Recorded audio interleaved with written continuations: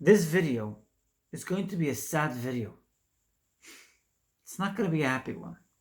But if you read between the lines, you will notice prosperity, triumph, and most of all, resilience, courage, and determination, which is coded between the lines.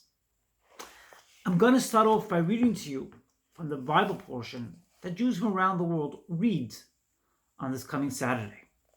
Jews from around the world read in the synagogues the Bible portion called Vayetze, and he went out. The verse starts off as follows. Jacob, Yakov as he's known in Hebrew, left Beer Sheba, and he went to Haran.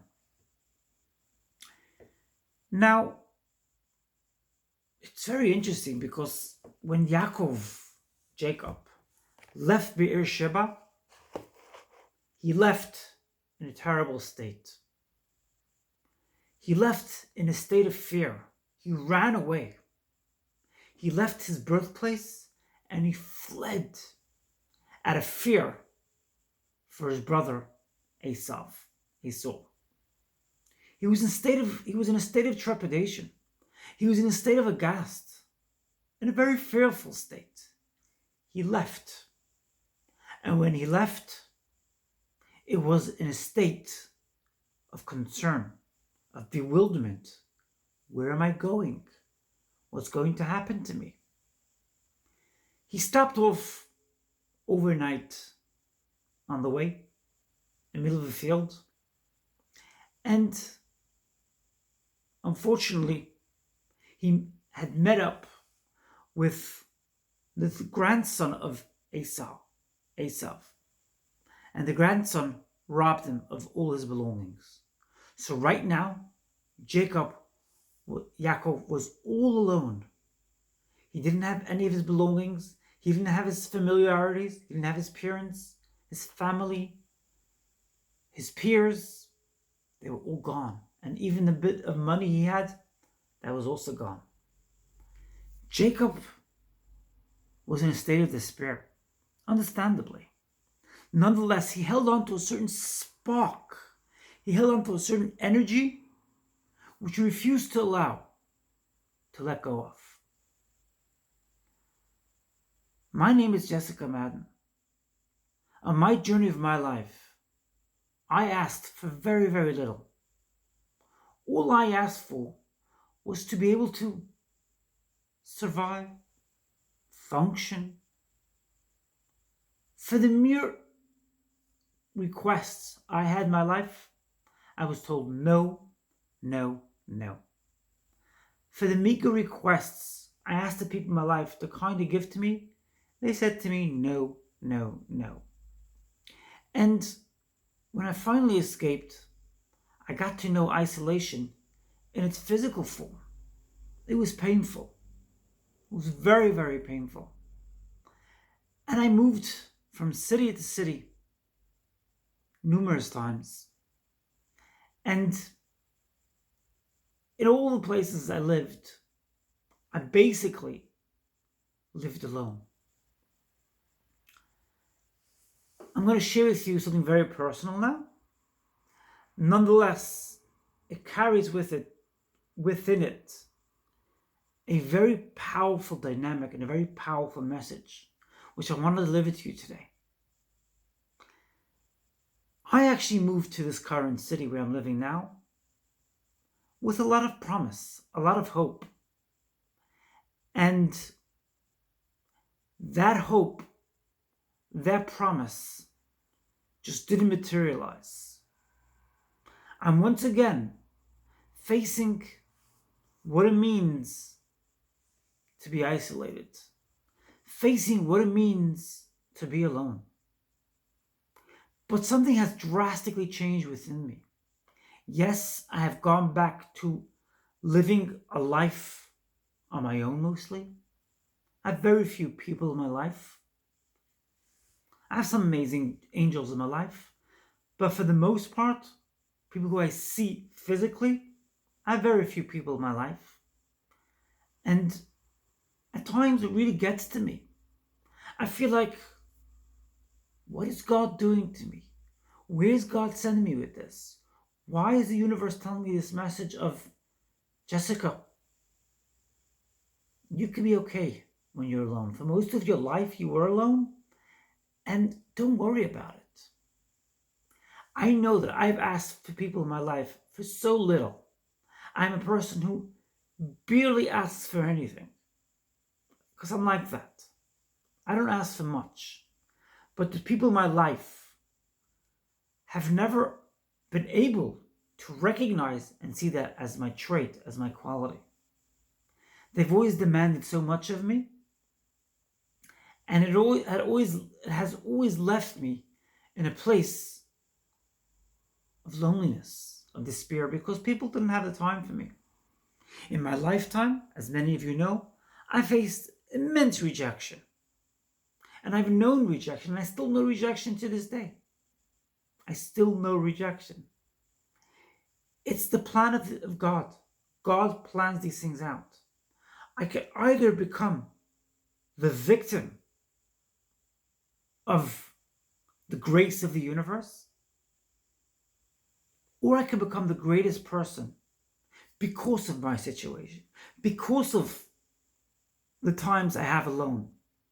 I can become the greatest person for myself.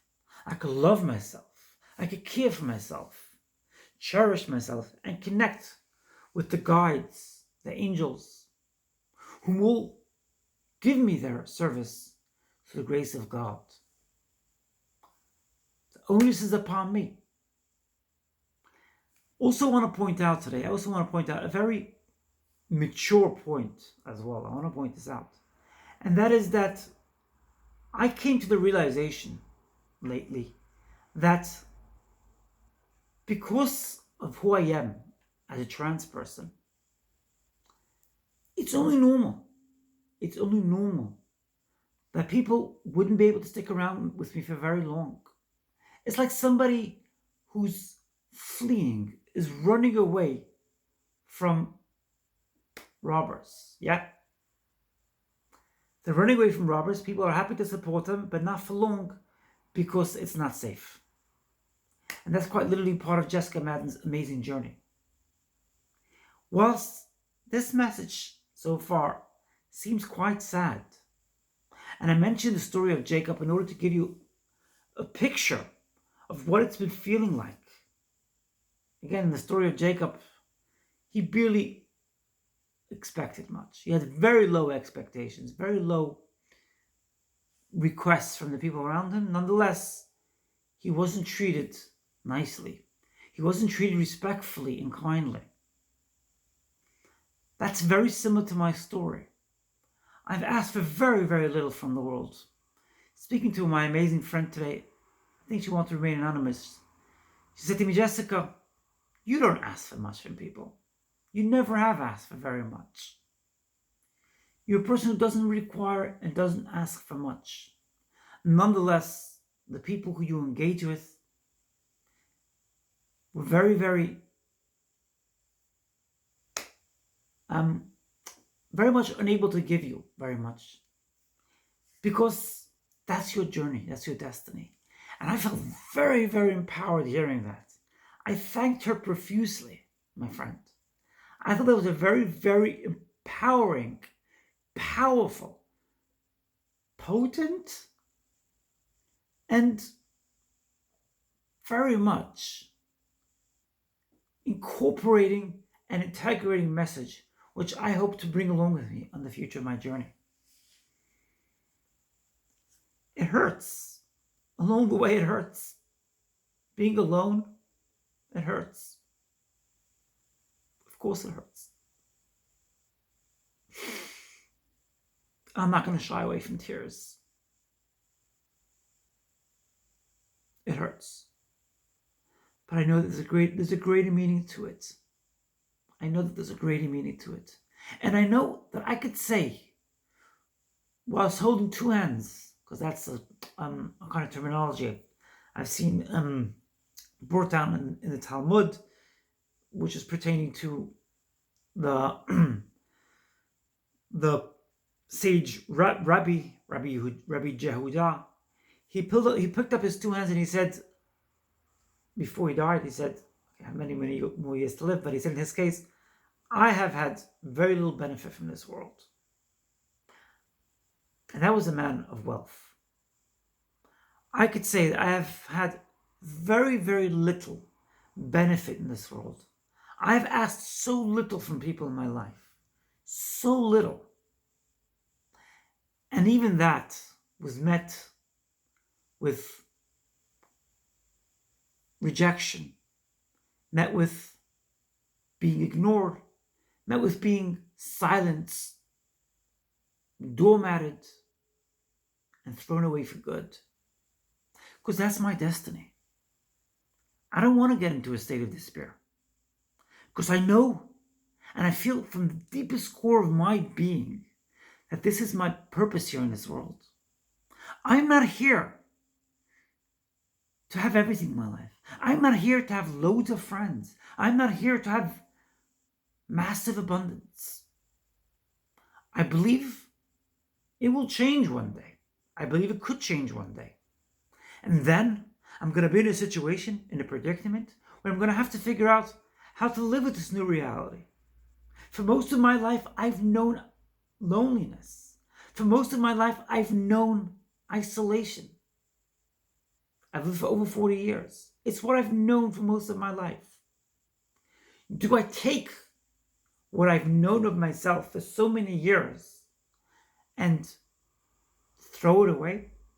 Or do I cherish it, adore it, and revere it, and preserve it in order to attain unbelievable means of attainment, of wealth, of enrichment, of empowerment? The onus is upon me. I know that I put out 2 YouTube videos every single day in 2 languages, and I've been doing it since June. And the June before that, in 2018, I did it until roughly till about late October or mid-October.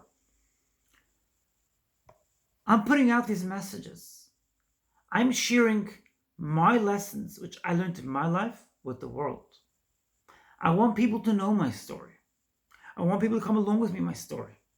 And you should know that there is no amount of description which could describe to you how much I appreciate comments and likes I get in my video, and any gesture of people being inspired and feeling that they've benefited from my video. I cannot explain to you enough, and I cannot tell you enough how much I appreciate it, because I know that God wants me to spread this message. I know that I have a purpose in this world, in this predicament, in this situation, in this reality, in this form, in order to help other people, to empower other people. I've said it before and I'll say it again. If only one person gained from my video, if I've just empowered one person, that's good enough for me. If I only empowered one person by my amazing story, that's good enough for me. I hope to empower many. I hope to influence and give impression on many people. But even one person is good enough for me. And like I've said before, those videos where I got 0 views, those were my Hebrew videos, I cherish those videos. Because whenever I'm feeling scared, afraid, in trepidation, how am I going to put out a video? I'm scared. By nature, I am a pretty shy person. By nature. It's been changing the last few years, particularly because, that kind of happens when you go to a court arena and you have widespread publicity over a course of time. So it's kind of been happening the last few years, okay? Like I said before, my story's been spread on over 100 websites. Back in 2017, you're welcome to check it out in the JVB case, and then in the M&M case in 2017, December 2017. Very famous case. So I got Publicity, which I was thrown into. It's sprung forth within me. It's made me spring up, and my wings have started to fly.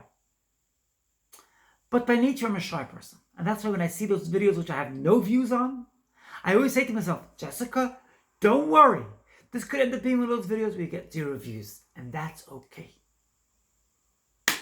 That's today's message. Did you enjoy today's message? Why not smash the like button? Feel free to share away, and feel free to drop a comment in the comment section down below. I want to wish you a great evening and a great day tomorrow and a great week ahead. A week with happiness, a week with transparency, loving yourself, and most of all, being resilient, able to withstand whatever you encounter, whatever comes up. I look forward to seeing you in my next video. I love you so much.